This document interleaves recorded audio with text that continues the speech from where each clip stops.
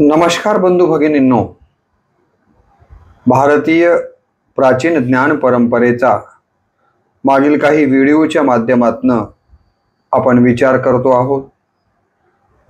IKS Indian knowledge सिस्टीमच्या अंतर्गत आपण यापूर्वी 4 वेदांचा स्वतंत्र 4 व्हिडिओच्या माध्यमातून अल्प परिचय करून घेतलेला आहे। त्यानंतर आपण 4 उपवेदाच्या बद्दलचा विचारही पाहिलेला आहे। 6 उपांग जे आहेत किंवा वेदांग ज्याला आपण म्हणूया त्याचा देखील विचार आपण यापूर्वीच्या व्हिडिओमध्ये पाहिलेला आहे। आणि आज आपण प्राचीन ज्ञानाचे स्रोत असलेले भारतीय ज्ञान परंपरेतील अत्यंत महत्त्वाचे जे 18 पुराण आहेत त्या पुराणांचा विचार अत्यंत संक्षेपाने या व्हिडिओच्या माध्यमातून करणार आहोत। मी सर्वप्रथम रामकृष्ण बदने या यूट्यूब चॅनलवरती आपल्या सर्वांचं मनपूर्वक स्वागत करतो। साहित्यातील सर्वात जुने ग्रंथ म्हणजे पुराण मानली गेलेली आहेत आणि आपण सगळे जाणता की या पुराणांची संख्या 18 सांगितली गेलेली आहे आणि या 18 पुराणांचाच आपल्याला या ठिकाणी संक्षेपाने इथं विचार करायचा आहे। पुराणाचा शाब्दिक अर्थ जर आपण पाहिला तर प्राचीन आख्यायिका असा पुराणाचा अर्थ सांगितला जातो। पुराणाचा अर्थ काय आहे तर प्राचीन आख्यायिका। आणि ही सगळी पुराणे संस्कृत भाषेमध्ये आलेली आहेत। ही 18 पुराणे महर्षी व्यासांनी लिहिली असं देखील आपल्याकडे सांगितलं जातं। कोण लिहिली 18 पुराणे तर महर्षी व्यासांनी लिहिली असं आपल्याकडे सांगितलं जातं। पुराणामध्ये वेदाचे तत्व आणि धडे सादर करण्यात आलेली आहेत। वेदाचीच तत्व आणि धडे जर आपल्याला विस्ताराने पाहिजे असतील तर ते कुठे आपल्याला सापडतील तर ते 18 पुराणांच्या मध्ये सापडतात। भक्ती बरोबरच ज्ञान, कर्मकांड, योग विषयक तसेच भौतिक विषयांचं स्पष्टीकरण जर आपल्याला पाहायचं असेल तर ही 18 पुराणे धुंडाळावी लागतात। आणि ही 18 पुराणे वेदांच्या नंतर लिहिली गेलेली आहेत। वेद हे प्राचीन आहेत आणि त्यानंतर ही 18 पुराणे आलेली आहेत। पण याबद्दल असंही सांगितलं जातं की ही पुराणे प्राचीन असून देखील नित्य नूतन वाटतात। खरं तर हेच या पुराणांचं महत्त्वाचं वैशिष्ट्य आहे। पुराणे प्राचीन आहेत परंतु नित्य नूतन वाटतात ही विशेषता या पुराणांच्या बाबतीमध्ये आपण लक्षात घेतली पाहिजे। पुराणांच्या मध्ये प्राचीन इतिहास आपल्याला पाहायला मिळतो, भूगोल अभ्यासायला मिळतो, नागरिक आणि धार्मिक व्यक्तीची कर्तव्य काय आहेत, आचरणाच्या बद्दलचे काही नियम, या सगळ्या गोष्टी जर आपल्याला जाणून घ्यायच्या असतील भारतीय ज्ञान परंपरेच्या माध्यमातून तर आपल्याला ही पुराणे अभ्यासावी लागतात। कथा, व्याख्यान यांचं वर्णन यामध्ये आलेलं आहे। सामान्य लोकांना आपल्या प्राचीन परंपरेची ओळख करून घ्यायची असेल तर ही ओळख करून घेण्यासाठीच अत्यंत महत्त्वाचं साधन जर काय असेल तर ही 18 पुराणे आहेत। सर्वाधिक सशक्त माध्यम आहेत ही ओळख करून देण्यासाठी 18 पुराणे। पुराणांच्या मध्ये सृष्टीची उत्पत्ती कशी झाली, त्यानंतर सृष्टीचा विस्तार कसा होत गेला, महापुरुषांचे वंश कसे आहेत, मन्वंतर आणि वंशाचा इतिहास मोठ्या प्रमाणावर वर्णित केला गेलेला आहे। म्हणून आपल्या प्राचीन संस्कृतीचे कोश म्हणून आपल्याला या 18 पुराणांच्याकडे पाहावं लागतं। आपली प्राचीन संस्कृती जर जाणून घ्यायची असेल तर या 18 पुराणांना अभ्यासल्याशिवाय खऱ्या अर्थानं ती संस्कृती आपल्याला जाणून घेता येत नाहीये। या पुराणामध्ये विविध दंतकथा आलेल्या आहेत, विविध पारंपरिक कथा आलेल्या आहेत। यामधील बरीचशी नावं ही विष्णू, शिव, ब्रह्मा आणि आदिशक्ती या प्रमुख हिंदू देवांच्या नावावरूनच आलेली आहेत। कशाची? या पुराणांची बरीचशी नावं आता उल्लेखित केलेल्या हिंदूंच्या देवावरूनच या पुराणांची नावं आलेली आहेत। ही साहित्याचा पुराण प्रकार हा हिंदू आणि जैन धर्मामध्ये आपल्याला पाहायला मिळतो. यामध्ये विश्वविद्या, विश्वविज्ञान, देव, देवी, राजे, नायक, ऋषी आणि देवदेवता यांच्या वंशावळी, त्याचबरोबर लोककथा, तीर्थक्षेत्रे, मंदिर, वैद्यकशास्त्र, खगोलशास्त्र, व्याकरण यासारख्या विविध विषयांचं ज्ञान आपल्याला या पुराणांच्या माध्यमातून प्राप्त होतं. पुराण याचा शाब्दिक अर्थ आहे जुन्या प्राचीन कथा. पुराण याचा शाब्दिक अर्थ काय आहे?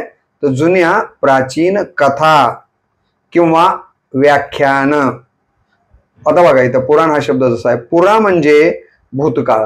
पुराणातला पुरा हा सुरुवातीचा जो पुरा आलेला आहे पुराणामध्ये, पुरा म्हणजे भूतकाळ आणि अन म्हणजे सांगणे. भूतकाळ सांगणार जे कोणता ग्रंथ असेल त्याला पुराण म्हटलं गेलेलं आहे.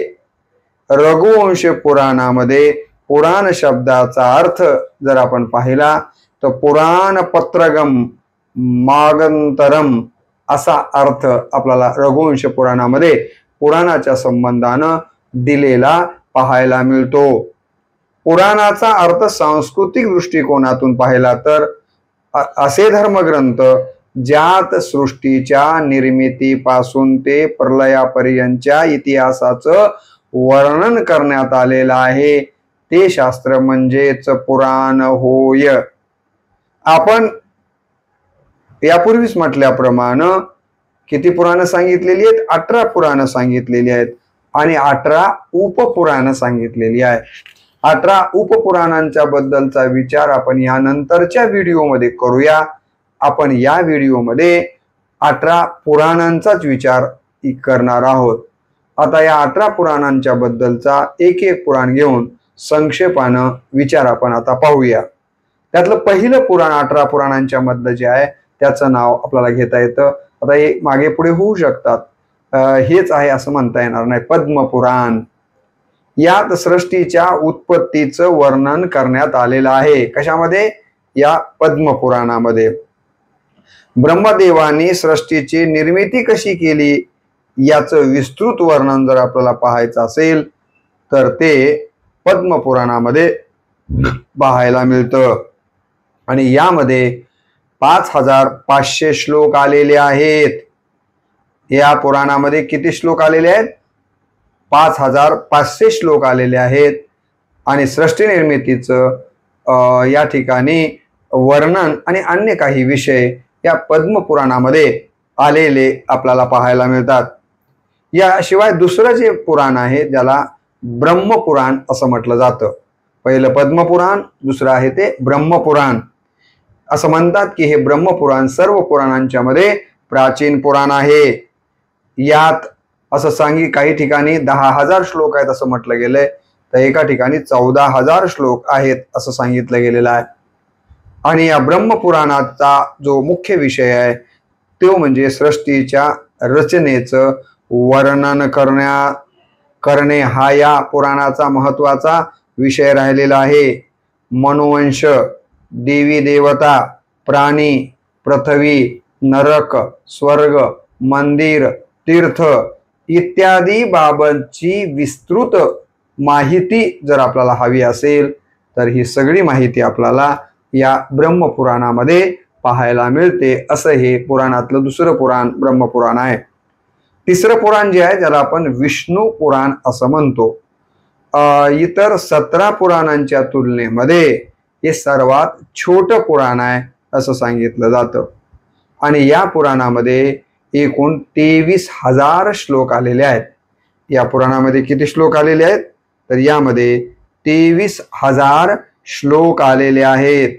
यामध्ये श्रीहरीचे अवतार, श्रीकृष्णाचं चरित्र आणि रामकथेचा थोडासा उल्लेख आपल्याला या विष्णू पुराणामध्ये आलेला दिसतो.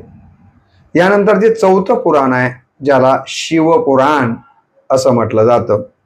यात शिवजी म्हणजे महादेवांच्या अवताराचं आणि त्यांच्या महिमेचं म्हणजे त्यांचं महात्म्य वर्णन केलं गेलेलं आहे. महादेवांचे किंवा शिवजींचे विविध रूप, त्यांचे विविध अवतार, ज्योतिर्लिंगाचं वर्णन मोठ्या प्रमाणावर करण्यात आलेलं आपल्याला दिसून येतं. आणि या शिव पुराणामध्ये एकूण 24,000 श्लोक आलेले आहेत. या पुराणामध्ये किती श्लोक आलेले आहेत तर 24,000 श्लोक आलेले आहेत. यानंतर जे 5वं पुराण आहे त्याला आपण भागवत पुराण, जे की सर्वाधिक लोकप्रिय पुराण जर कोणतं असेल तर ते भागवत पुराण आहे. यात भगवान विष्णूच्या संपूर्ण अवताराची समग्र या ठिकाणी वर्णन आपल्याला वाचायला मिळतं. भक्ती योगाचं वर्णनही या भागवत पुराणामध्ये आलेलं आहे. आणि या भागवत पुराणामध्ये 18,000 श्लोकांचा समावेश करण्यात आलेला आहे. आपण जे नेहमी भागवत पुराण, भागवत कथा वगैरे म्हणतो की नाही, ही भागवत कथा म्हणजे भागवत पुराणावर आधारित असणारी कथा आहे. आणि यामध्ये एकूण 18,000 श्लोक आलेले आहेत, जे की अलीकडे आपण अनेक गावोगावी हे भागवत पुराण लावलेलं आपण पाहतो. तर हे असं हे महत्वाचं पुराण आहे. त्यानंतर येतं ते नारद 6वं पुराण, नारद पुराण आहे. याला महापुराण असंही म्हटलं जातं, कारण असं सांगितलं जातं की या नारद पुराणामध्ये एकूण 18 पुराणांचा सारांश आपल्याला पाहायला मिळतो. यामध्ये जवळपास 25,000 श्लोक आलेले आहेत. यामध्ये शिक्षा, कल्प, व्याकरण, ज्योतिष इत्यादीचं वर्णन देखील आपल्याला वाचायला किंवा पाहायला मिळतं. यानंतर 7वं जे पुराण आलंय ज्याला मार्कंडेय पुराण असं म्हटलं जातं. मार्कंडेय पुराण, कोणतं पुराण? मार्कंडेय पुराण. याला प्राचीनतम पुराण मानलं गेलेलं आहे. इंद्र व सूर्य देवतांचं वर्णन या पुराणामध्ये आहे. त्याचबरोबर अन्य काही वर्णन देखील आपल्याला या पुराणात आलेलं दिसतं. आणि हे मार्कंड पुराण 9,000 श्लोकांचं आहे. मार्कंड पुराण किती हजार श्लोकाचं आहे? 9,000 श्लोकाचं आहे. यानंतर जे 8वं पुराण येतं त्याला अग्निपुराण असं म्हटलं जातं. कोणतं पुराण आहे? अग्निपुराण. यात अग्नी व वशिष्ठ या दोघांच्या मधला संवाद आपल्याला अग्निपुराणामध्ये पाहायला मिळतो. विष्णूचे अवतार असतील, शिवलिंग, दुर्गा, गणेश, सूर्य, प्राणप्रतिष्ठा इत्यादीचं वर्णन आपल्याला अग्निपुराणामध्ये वाचायला मिळतं. भूगोलाच्या संबंधानं, गणिताच्या संबंधानं, ज्योतिषाच्या संबंधानं, विवाहाच्या संबंधानं, मृत्यू, शकुनविद्या, वास्तूच्या बद्दल, नीतिशास्त्राबद्दल, युद्धविद्येच्या बद्दल, धर्मशास्त्राबद्दल, छंद, काव्य, व्याकरण आणि आयुर्वेद असा कितीतरी महत्वाचे विषय या अग्निपुराणामध्ये वर्णित झालेले आहेत. आणि म्हणून देखील या पुराणाचं अनन्यसाधारण असं महत्व आहे. आता पुढचं जे 9वं पुराण आहे ज्याला भविष्य पुराण असं म्हटलं जातं.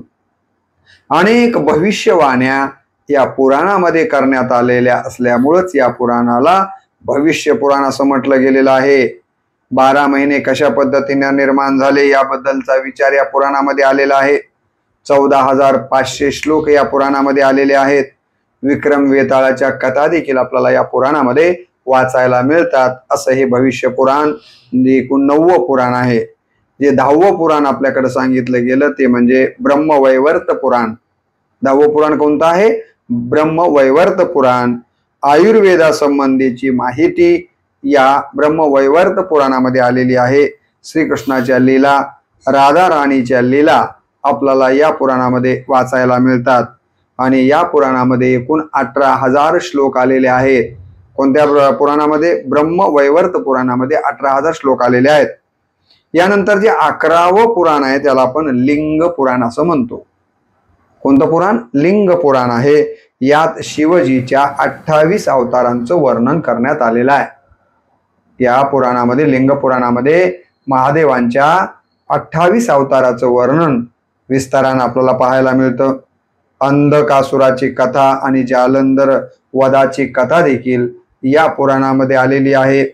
आणि या पुराणामध्ये एकूण 11,000 श्लोक आलेले आहेत.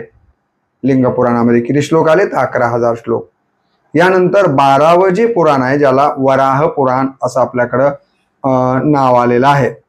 आणि आपल्याला माहिती आहे की विष्णूच्या अवतारांच्या पैकी एक अवतार वराह अवतार राहिलेला आहे। तर विष्णूच्या वराह अवताराची कथा या पुराणामध्ये वर्णिली गेलेली आहे आणि ही कथा जवळपास 24,000 श्लोकांच्या मधनं वर्णिली गेलेली आहे। प्रलयानंतर पुन्हा सृष्टीच्या निर्मितीची व्याख्या या पुराणामध्ये विस्ताराने करण्यात आलेली आहे। यानंतर 13वं जे पुराण आहे त्या पुराणाला स्कंद पुराण असं म्हटलं जातं। कोणतं पुराण? स्कंद पुराण। महादेवाचे ज्येष्ठ पुत्र कार्तिकेय वर आधारित हे स्कंद पुराण आहे। गणेशांच्या संबंधाचं वर्णन अनेक ठिकाणी आपण पाहतो, परंतु स्पेशल महादेवांचे जे ज्येष्ठ सुपुत्र आहेत कार्तिकेय यांचं वर्णन जर आपल्याला पाहायचं असेल तर ते आपल्याला स्कंद पुराणामध्ये पाहायला मिळतं। यात महादेवाचा महिमा, सतीचरित्र आलेला आहे, शिव पार्वतीचा विवाह आलेला आहे आणि कार्तिकेयचा जन्म कसा झाला, तारकासुराचा वध कसा झाला इत्यादी कथांचं वर्णन आपल्याला या ठिकाणी पाहायला मिळतं। आणि जवळपास या ठिकाणी 8,000पेक्षा अधिकचे श्लोक या पुराणामध्ये आलेले आहेत।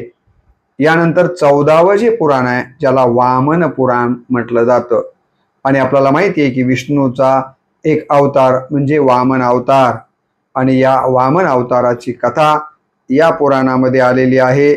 त्याचबरोबर शिवलिंग पूजा कशी करावी, गणेशांच्या बद्दल स्कंद आख्यान, शिव पार्वतीची कथा असे काही विषय या वामन पुराणामध्ये आपण वाचू शकतो। आणि हे जे वामन पुराण आहे ते 10,000 श्लोकांचं आहे। म्हणजे या वामन पुराणामध्ये एकूण किती श्लोक आलेले आहेत? 10,000 श्लोक आलेले आहेत। त्यानंतरचं जे 15वं पुराण आहे ज्याला कूर्म पुराण म्हटलं जातं। आपल्याला माहिती आहे की विष्णूचा कूर्म हा देखील एक, कूर्म म्हणजे कासव, एक अवतार होऊन गेलेला आहे। तर यामध्ये त्या अवताराचंही वर्णन आहे आणि 4ही वेदांचं सार जर आपल्याला पाहायचं असेल तर या 4ही वेदांचं सार आपल्याला या कूर्म पुराणामध्ये पाहायला मिळतं। आणि हे कूर्म पुराण 17,000 श्लोकांचं आहे। 4 आश्रम धर्माचं वर्णन देखील आपल्याला जर पाहायचं असेल तर या कूर्म पुराणामध्ये पाहायला मिळतं, असं हे पुराण आहे। त्यानंतर जे 16वं पुराण आहे ज्याला मत्स्य पुराण असं म्हटलं जातं आणि हे देखील आपल्याला माहिती आहे की विष्णूच्या अवताराच्या पैकी मत्स्य अवतार देखील एक होऊन गेलेला आहे। याचं वर्णन, त्याचबरोबर जलप्रलयापासून कलियुगाच्या राजाची यादी, म्हणजे जलप्रलयापासून ते कलियुगापर्यंत जे जे राजा झाले त्या सगळ्या राजांची यादी जर कुठे मिळत असेल तर ती मत्स्य पुराणामध्ये मिळते।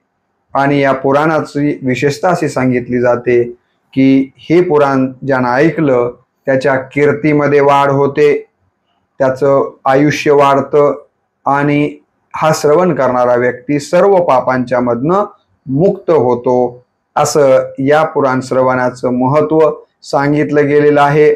आणि हे पुराण 14,000 श्लोकांचं बनलेलं आहे।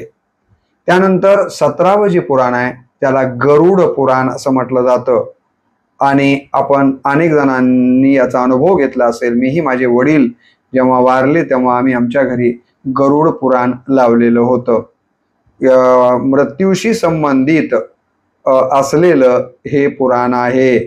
मृत्यूशी संबंधित असलेल्या घटनांचं वर्णन या गरुड पुराणामध्ये आलेलं आहे। यामध्ये व्यक्तीचा जन्म, त्याचा मृत्यू, त्याचा पुनर्जन्म, त्याचं पाप पुण्य, कर्म, आत्मा याचं वर्णन आपल्याला गरुड पुराणामध्ये पाहायला मिळतं। आणि यामध्ये 19,000 श्लोक आलेले आहेत। कशात?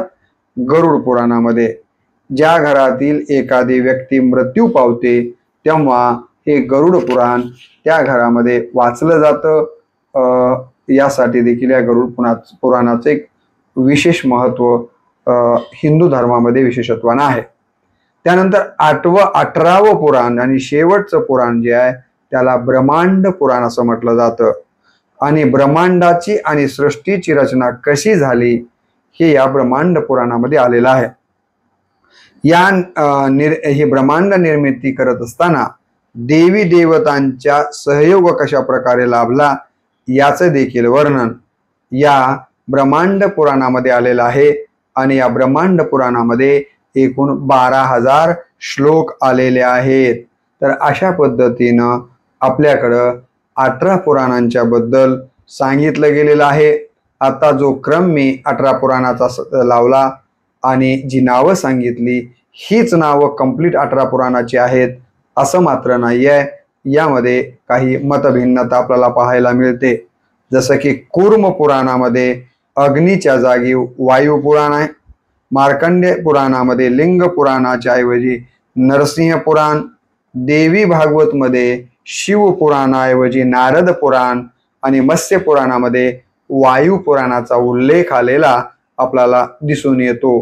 तर हेही आपण पुराणांचा अभ्यास करत असताना लक्षात घेणं गरजेचं आहे. अमरकोशामध्ये पुराणात ते 5 महत्वाचे विषय आल्याचं सांगितलेलं आहे. पुन्हा अमरकोशानं कोणते 5 विषय सांगितलेले आहेत? पहिले सांगितले सर्ग, ज्यामध्ये जगाची निर्मिती याबद्दलचा विचार आलेला आहे. प्रतिसर्ग जे आहेत सृष्टीची उलट आणि उत्क्रांती याचा विचार आलेला आहे. मन्वंतरामध्ये महायुगांचा इतिहास आलेला आहे. वंश यामध्ये विविध राजवंशांचा इतिहास आलेला आहे. आणि अनुवंशिक मध्ये विशिष्ट राजवंशाचा इतिहास आलेला आपल्याला पाहायला मिळतो. आणि म्हणून पुराणांच्या मध्ये इसवी सन पूर्व 6व्या शतकापासून ते गुप्त काळापर्यंतचा इतिहास वर्णन केला गेलेला आहे. आपल्याला जर भारताचा इतिहास जाणून घ्यायचा असेल इसवी सन पूर्व 6व्या शतकापासून गुप्त काळापर्यंतचा, तर आपल्याला या पुराणांच्या मध्ये हा काळ कसा होता याबद्दलचा इतिहास प्राप्त होऊ शकतो. परंतु या पुराणांचा सगळ्यात मोठा दोष जर कोणता असेल तर अंदाजच बांधले गेलेले आपल्याला इथे दिसतात. ते वेळेची असे माहिती देत नाहीत की ह्याच वेळेला हे घडलं असं मात्र ठामपणे माहिती पुराणांच्या मध्ये मिळत नाही. ही उणीव आपल्याला पुराणांच्या मध्ये पाहायला मिळते. तर अशा पद्धतीनं ज्याचा उल्लेख सतत आपण 4 वेद, 6 शास्त्र, 18 पुराण असं नेहमी ऐकत असतो, नेहमी वाचत असतो. परंतु नेमके 18 पुराणं कोणती आहेत, त्यांची नावं कोणती आहेत आणि त्या पुराणांच्या मध्ये संक्षेपानं का असेना परंतु काय विषय आलेले आहेत याची तोंड ओळख भारतीय ज्ञान परंपरेच्या माध्यमातून तुम्हाला मला झाली पाहिजे. कदाचित हा उद्देश डोळ्यासमोर ठेवून प्राचीन ज्ञान परंपरेच्या अंतर्गत प्राचीन ज्ञानाचे स्रोत म्हणून या पुराणांचा अभ्यास आपण केला पाहिजे. ही अपेक्षा नवीन शैक्षणिक धोरणाच्या माध्यमातून आलेली आहे. आणि हाच अल्पसा परिचय या व्हिडिओच्या माध्यमातून आपल्या सर्वांपर्यंत पोहोचवण्याचा अल्पसा प्रयत्न मी केलेला आहे. हा प्रयत्न आपल्याला निश्चितच आवडला असेल अशा प्रकारची अपेक्षा व्यक्त करून याच ठिकाणी या व्हिडिओला मी पूर्णविराम देतो. नमस्कार.